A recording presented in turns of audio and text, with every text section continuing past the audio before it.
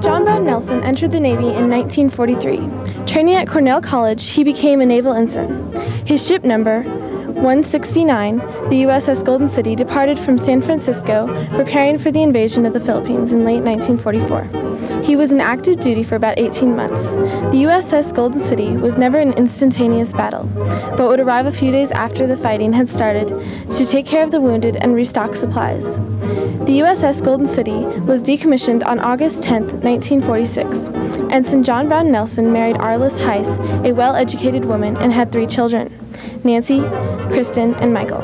In 1992, John Nelson was diagnosed with Alzheimer's disease, and since has not been able to clearly remember his World War II experiences.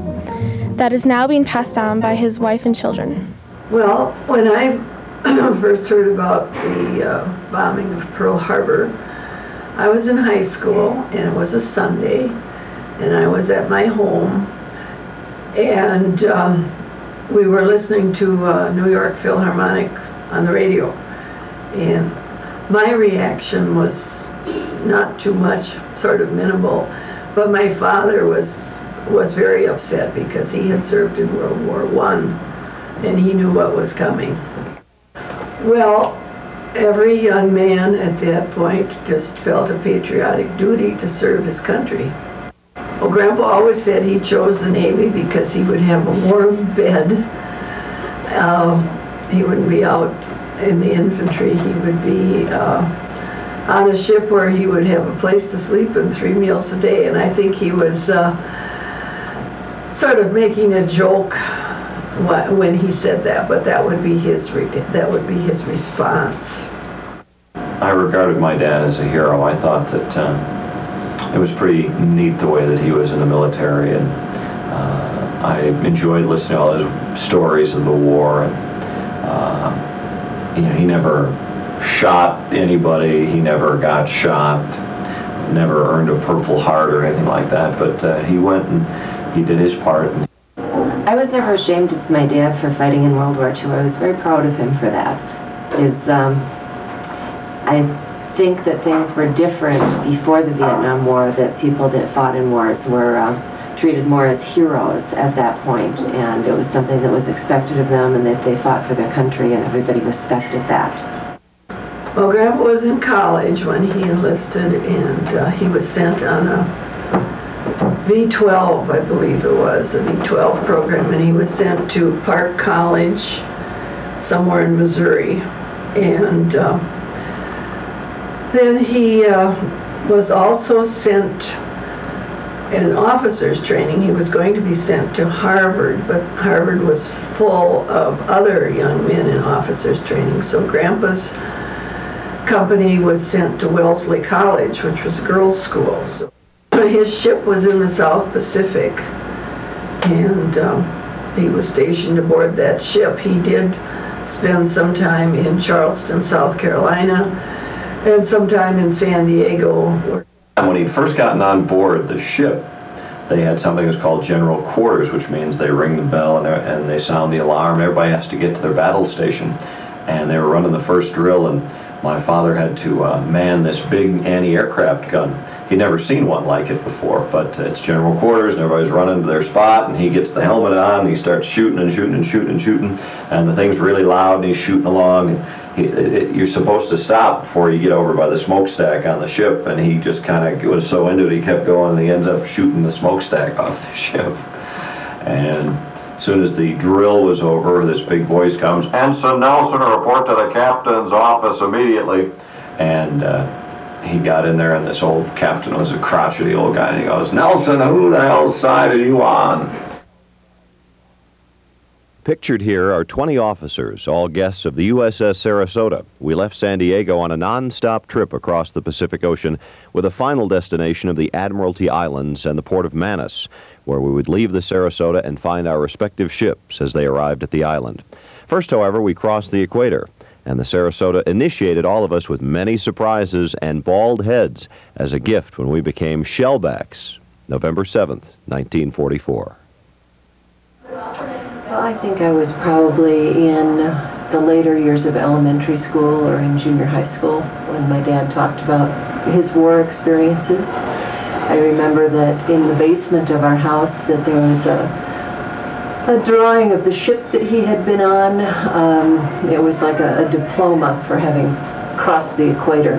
And every time you went down into the recreation room, that was the first thing that you saw was my dad's diploma for crossing the equator as Ensign John Nelson. So we had some familiarity with it because of that. And he told funny stories. He told stories that sounded like McHale's Navy, if anybody saw that movie or remembered that old TV show. And that's what he always reminded me of, was one of the characters from McHale's Navy or from Mr. Roberts, because he made it sound like being on his ship was a lot of fun. They had pet monkeys and they stole jeeps by accident and drove them onto the ship. Oh, listening to the stories he used to tell, I think it was an adventure.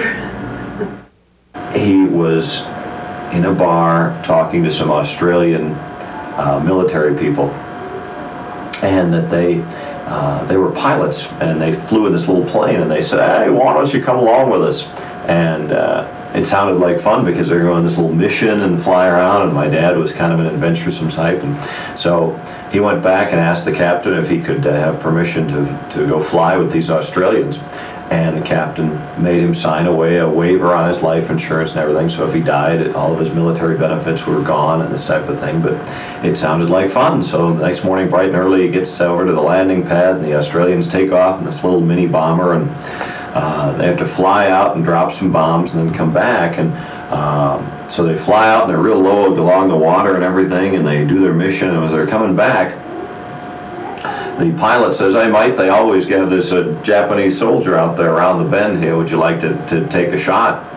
And so my dad said, "Yeah, I'd like to try that." So he gets in the gunner position, and they come right around this bend, and there's one little Japanese lookout station there with a soldier there, and they start flying in low, and my dad starts shooting the gun, and he's not hitting anything, he's just putting them in the sand and the water and stuff, but this Japanese soldier goes running and dives into his foxhole, and they kept flying on by, and apparently this happened like every single day. It was almost like a ritual that they'd shoot at this guy and he'd go jump in the foxhole, and they never got him, but they would shoot at him.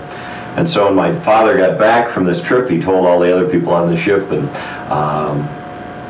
they all wanted to do the same thing. All the other officers went to the captain, and they wanted to go fly. So that again didn't endear my dad to the captain of the ship too well, because it made a real headache for him.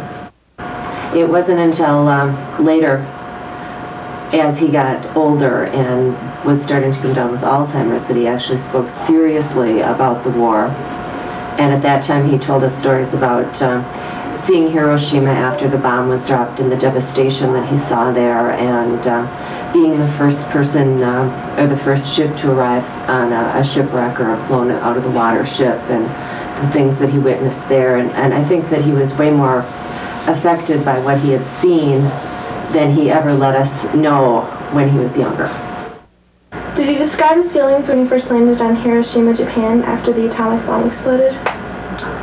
Just that it was very desolate and completely destructed. And he used to tell about the only thing that was left that could be identified were little safes that the Japanese people had in their homes, and that had kept, I suppose they kept their treasures, their papers, something like that in there. And that's about the only thing he talked about, was the complete devastation. Oh, I wish that I had sat down with him and asked him some more serious things about the war, because he made the war sound like it was quite a bit of fun for him, and that there was not a lot of horror or a lot of sadness.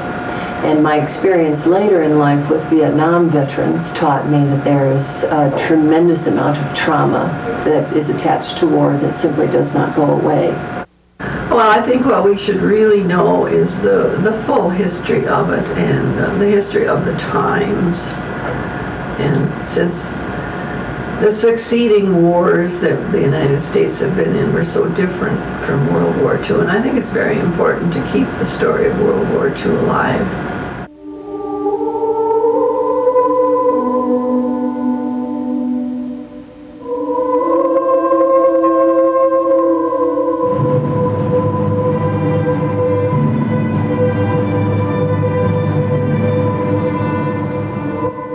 world has turned over many times since I took the oath on the plane at West Point, and the hopes and dreams have long since vanished. But I still remember the refrain of one of the most popular barracks ballads of that day, which proclaimed most proudly that old soldiers never die, they just fade away.